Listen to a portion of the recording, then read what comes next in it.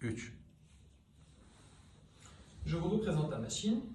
Ceux-ci sont les 4 capteurs magnétiques, comme nous avons vu tout à l'heure. Au milieu, il y a un laser qui pourrait vous guider où vous tenez la machine. En bas est le capteur LiDAR. Ce capteur LiDAR permettra de recevoir de bien meilleures qualités d'image et de savoir la distance du produit précieux.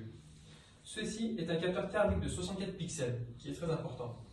Avant l'utilisation de la machine, il faudra choisir le mode d'utilisation, en mode thermique ou en mode magnétique. Par exemple, moi je voudrais utiliser cette machine en mode thermique. Il faudrait tourner la manette du côté thermique. Une fois avoir tourné, nous devrons appuyer sur le bouton On-Off.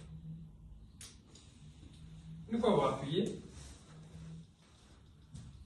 les capteurs sont en mode d'optimisation. Nous attendons que toutes les lumières s'allument et entendent un petit son qui vient du fond. Une fois avoir entendu ça, nous appuyons sur le bouton Reset. Une notification. Pour les expéditions à l'étranger, la batterie de 5 watts n'est pas envoyée, car pour des restrictions douanières, nous n'avons pas le droit d'envoyer ce produit.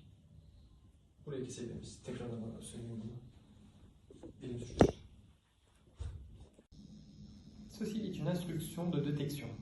Pour commencer, tout d'abord, vous devrez choisir le mode COM. Le mode COM peut varier en fonction de votre ordinateur. Actuellement, nous allons utiliser le mode COM4. Une fois avoir appuyé, vu que notre instruction sera dans l'air, nous appuyons sur l'air. En turc, Hava signifie l'air. Nous avons choisi Hava. Cela signifie air. De suite, nous appuyons sur Başla. Commencer. Voilà. Pour pouvoir faire la détection, tout d'abord, il faudrait appuyer sur le bouton Reset. Une fois avoir appuyé sur le bouton Reset, depuis la gauche, nous activons le laser. Le laser est actuellement ouvert. De suite, les détections sont faites absolument minimum de 5 mètres depuis l'endroit suspect. Si la détection sera faite en face, vous devrez tenir tout droit. Si elle sera faite au sol, elle sera au sol, la détection sera au sol, vous devrez pencher un peu la machine. De suite, une fois avoir pris en charge la machine, vous appuyez une deuxième fois sur le mode Reset et en faisant des petits cercles, vous pourrez commencer la détection. La détection continue.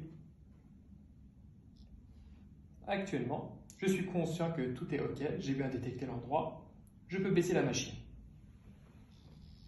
Une fois avoir baissé la machine, nous revenons sur l'ordinateur.